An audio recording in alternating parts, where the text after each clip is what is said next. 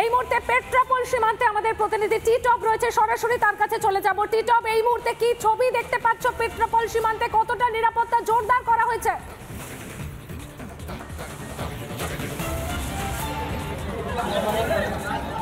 একদম তাই, বাংলাদেশের যে আন্দোলন ঠিক তার প্রভাব যাতে কোনোভাবে ভারতে না পড়ে তার জন্য তুমি দেখো একেবারে কড়াকড়ি এশিয়ার বৃহত্তম স্থলবন্দর পেট্রাপোল সীমান্ত। তুমি দেখো বিএসএফ 6 লাখ কার্যত একেবারে বলা ছিল যে গোটা এলাকা অর্থাৎ যে পেট্রাপোল সীমান্ত যে 0 পয়েন্ট, সেই 0 পয়েন্টে কোনোভাবে সাধারণ মানুষ তাদেরকে প্রবেশ করতে দেওয়া হচ্ছে না, প্রত্যেককে সরিয়ে দেওয়া হচ্ছে। অর্থাৎ কেউ যাতে গ্রাউন্ড 0 পয়েন্টে যাতে না প্রবেশ করতে পারে। ইতিমধ্যে তোমাকে বলে রাখি, অর্থাৎ যারা বাংলাদেশ যাবে বলে, যারা বাংলাদেশের উদ্দেশ্যে যাবেন বলে যারা পেট্রাপোল সীমান্তে এসেছেন তাদের প্রত্যেককে এখান থেকে সরিয়ে দেওয়া হলো, অর্থাৎ তাদেরকে পরিষ্কার বলে দেওয়া হলো। এই মুহূর্তে গোটা অর্থাৎ যে সীমান্তগুলো সিল করে দেওয়া হলো, কার্যত হাই অ্যালার্ট জারি বলা যায়। পেট্রাপোল বন্দরে বন্ধ করা হয়েছে যাতায়াত, ভারত থেকে বাংলাদেশে যাওয়ার রাস্তা বন্ধ, দেশে ফিরতে পারছেন না বাংলাদেশিরা। সিল করা হয়েছে কোচবিহারের বাংলাদেশ সীমান্ত, বন্ধ করা হয়েছে পণ্য পরিবহন, অর্থাৎ পেট্রাপোল বন্দরে সম্পূর্ণভাবে বন্ধ যাতায়াত। টিটপ,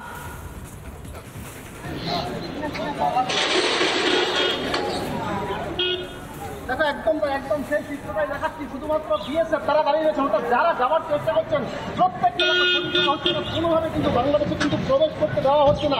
অর্থাৎ পুরোপুরি যে বন্ধ বলা ছিল তা কিন্তু কার্যত তুমি দেখো সেই ছবিটাই। যারা আসছেন তাদের সাথে কথা বলার চেষ্টা কি হচ্ছে, কি বলছে বিএসএফ? বলছে যে বাংলাদেশ একেবারে অগ্নিগর্ভ পরিস্থিতি বলা চলে। কি বলবো, আপনি কোথাকার বাসিন্দা? বাংলাদেশে এই পরিস্থিতি দেখে তো ভালো মনে হচ্ছে না। দেশের সরকার বলে পদত্যাগ করেছে বা চলে গেছে। কতটা এই মুহূর্তে আপনারা সুনিশ্চিত হয়েছেন আতঙ্কে রয়েছে? কি বলবেন এই বাংলাদেশের পরিস্থিতি? আতঙ্কেই আশা করা স্বাভাবিক। একেবারে যারা এখানে এসছেন দেখাবো, অর্থাৎ প্রত্যেকে বাংলাদেশ যাওয়ার জন্য এসছেন। বিএসএফ এর পক্ষ থেকে বিএসএফ এর আধিকারিকরা যারা এখানে রয়েছেন প্রত্যেককে কিন্তু সরিয়ে দেওয়া হচ্ছে। অর্থাৎ যে বাংলাদেশের অর্থাৎ যে যাতায়াত ব্যবস্থা পুরোপুরিভাবে কিন্তু বন্ধ করে দেওয়া হয়েছে স্বাভাবিকভাবে। অর্থাৎ বাংলাদেশের যা পরিস্থিতি, তোমাকে আরেকটি তথ্য দিয়ে রাখি, অর্থাৎ এই যে পেট্রাপোল সীমান্ত ঠিক তার কাছেই একেবারে বলা ছিল ঢিলছড়া দূরত্বে হরিদাসপুর, সেখানে কিন্তু যে আর্মি সেনা জওয়ানদের গাড়ি রয়েছে, আর্মি অর্থাৎ তাও কিন্তু ঘোরাঘুরি করছে স্বাভাবিকভাবে। অর্থাৎ যে হাই অ্যালার্ট জারি কার্যত, অর্থাৎ ছবিতে আরেকবার দেখাতে বললো আমার সহকর্মীকে, জওয়ানরা তারা প্রস্তুত রয়েছেন। তুমি দেখো পরপর সেনা জওয়ানদের গাড়ি রয়েছে, অর্থাৎ কোনোভাবে সাধারণ মানুষ যারা রয়েছেন তাদের কাউকে কিন্তু প্রবেশ করতে দেওয়া হচ্ছে না। অর্থাৎ ওপারেই কিন্তু বেনাপোল রয়েছে। আমরা দেখেছিলাম যে কিছু সময় আগেই মুহূর্তের মধ্যে বলা ছিল যে একের পর এক শব্দ শোনা যাচ্ছিল, তো সেই শব্দটা কিসের তা কিন্তু এখনো পর্যন্ত সরকারিভাবে কোনো কিছু তারা কিন্তু ঘোষণা করেননি। যদিও সূত্রের খবর বাংলাদেশে যারা কর্তব্যরত যারা আধিকারিক যারা রয়েছেন বেনাপোলে, ঠিক তারা মুহূর্তের মধ্যে সেই শব্দ শুনে তারা কিন্তু ভারতে প্রবেশ করার চেষ্টা করছিলেন। তখনই কিন্তু ভারতের যারা এই যে সেনাবাহিনী কর্তব্যরত জওয়ানরা রয়েছেন তারা কিন্তু ঠিক গ্রাউন্ড 0 পয়েন্টে সেখানে গিয়ে, অর্থাৎ যারা ছুটে আসেন বাংলাদেশ থেকে, ঠিক তাদের সঙ্গে কথা বলেন এবং সে কথা বলে জানবার চেষ্টা করেন মূলত মুহূর্তের মধ্যে বাংলাদেশের যে অর্থাৎ যে বন্দর বেনাপোল সেখানে কি ঘটেছিল। এই মুহূর্তে একদিকে যেমন যাত্রী পরিষেবা যেমন বন্ধ করে দেওয়া হলো, অন্যদিকে আমদানি রপ্তানি পরিষেবা সেটিও কিন্তু কার্যত বন্ধ বলা চলে এক প্রকার। অন্যদিকে পুলিশের, অর্থাৎ এই পুলিশের পক্ষ থেকেও কিন্তু পুলিশের উচ্চপদস্থ আধিকারিকরা তারাও আসছেন, অর্থাৎ বিএসএফ জওয়ানদের সাথে একসঙ্গে পুলিশের পক্ষ থেকে তারাও কিন্তু কাঁধে কাঁধ মিলে মূলত বাংলাদেশের যারা দায়িত্বপ্রাপ্ত যারা আধিকারিক রয়েছেন এই সীমান্তে অর্থাৎ বেনাপোলে, ঠিক তাদের সাথে কথা বলার চেষ্টা করছেন, পরিস্থিতি জানবার চেষ্টা করছেন। দেখাবো আরেকটি, অর্থাৎ এই যে একবার দেখা যায় একটি অ্যাম্বুলেন্স এসছেন, অর্থাৎ যে পরিস্থিতি কোন দিকে যাচ্ছে তা কিন্তু কার্যত বলার অপেক্ষা রাখে না, ছবিতেই বোঝা যাচ্ছে। অর্থাৎ কোনো রকম কিন্তু বিএসএফ এর পক্ষ থেকে নিরাপত্তার খামতি রাখতে নারাজ তারা।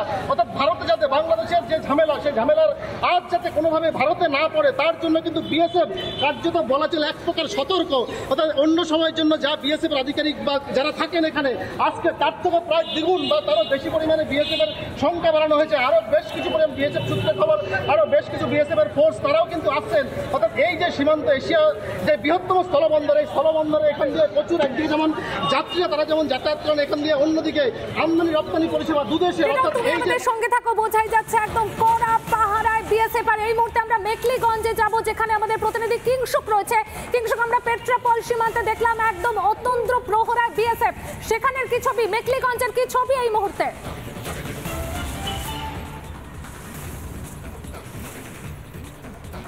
দেখো, তোমাকে আমি প্রথমেই বলি, আমি মেকলিগঞ্জের যে সীমান্ত চ্যাংড়াবান্ধা তার থেকে কিছুটা আগে ডোরাডাবড়ি বলে যে বিএসএফ ক্যাম্প রয়েছে, সেখানকার ভারতবর্ষের যে নোম্যান্স ল্যান্ড সেইখানে দাঁড়িয়ে রয়েছি। এই হচ্ছে নোম্যান্স ল্যান্ড ভারতবর্ষের, অর্থাৎ এখানে শুধুমাত্র কৃষিকাজ করা যায়, কারোর থাকার অধিকার নেই।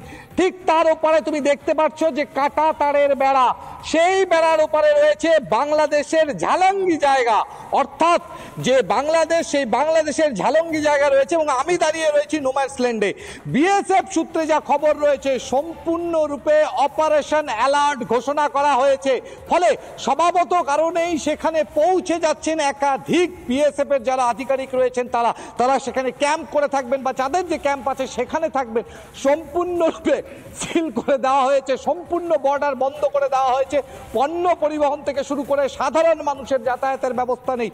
এবং এই যে বর্ডার সেই বর্ডারে বাড়ানো হয়েছে প্রহরা, এবং আমরা যা খবর পাচ্ছি সেই খবর অনুযায়ী প্রত্যেকটি বর্ডারে যে পরিমাণ বিএসএফ জওয়ান মোতায়েন থাকে তার তুলনায় দ্বিগুণ থেকে 3 গুণ জওয়ান মোতায়েন করা হচ্ছে। এবং যে হেডকোয়ার্টারগুলো রয়েছে বিএসএফ এর কোচবিহার সহ বিভিন্ন জায়গায়, সেখান থেকে প্রচুর বিএসএফ এর জওয়ান রওনা দিয়েছেন এই বর্ডারের দিকে, এবং যারা কমান্ডিং অফিসার থেকে শুরু করে অন্যান্য আধিকারিক তারাও এসে পৌঁছবেন। ইন্ডিয়ান আর্মির বেশ কিছু জওয়ান এই মুহূর্তে নিউ চ্যাংড়াবান্ধা স্টেশনে তারা ক্যাম্প করে রয়েছেন, হয়তো কিছুক্ষণ পর তারা বর্ডারে যাবেন। এবং বিএসএফ সূত্রে থেকে শুরু করে আধিকারিক যারা রয়েছেন, আর সামনে এগোতে দেওয়া হচ্ছে না, নিরাপত্তার কারণে আর সামনে যেতে দেওয়া হচ্ছে না। তবে এই যে বর্ডার, এই ফেন্সিং বর্ডারে প্রতি 10 মিটারে একজন করে বিএসএফ জওয়ান প্রহরারত থাকবে এবং সমস্ত বর্ডারকে অনির্দিষ্ট কালের জন্য সিল করে দেওয়া হয়েছে। এই মুহূর্তে সব থেকে গুরুত্বপূর্ণ যে সিল করে দেওয়া হয়েছে বর্ডার। এবং আমি যে ছবিটা দেখাচ্ছি সেটা নোম্যান্স ল্যান্ড ভারতবর্ষের ঠিক ওপাশে, বর্ডারের কাঁটাতারের ওপাশে বাংলাদেশের ঝালঙ্গি জায়গা। সেটা দেখে রাখবো, গভর্নমেন্ট অফ ইন্ডিয়া যেভাবে বলবে আমরা সেভাবেই করবো। আর আমি সমস্ত পলিটিক্যাল পার্টি লিডারদের অনুরোধ করছি, এবং বিশেষ করে সমস্ত জগতের সবাইকে, দয়া করে এমন কিছু পোস্ট করবেন না যাতে কোনো সাম্প্রদায়িক সম্প্রীতি এখানে নষ্ট হয়। এবং সব দলের নেতারাই তাদের বলবো, এটা দেশের ওপর ছেড়ে দিন, দেশে আমাদের সরকার আছে, তাদের উপর ছেড়ে দিন। আপনারা নিজেরা এমন কোনো কমেন্ট করবেন না যাতে কোনো হিংসা বা প্ররোচনার সৃষ্টি হতে পারে।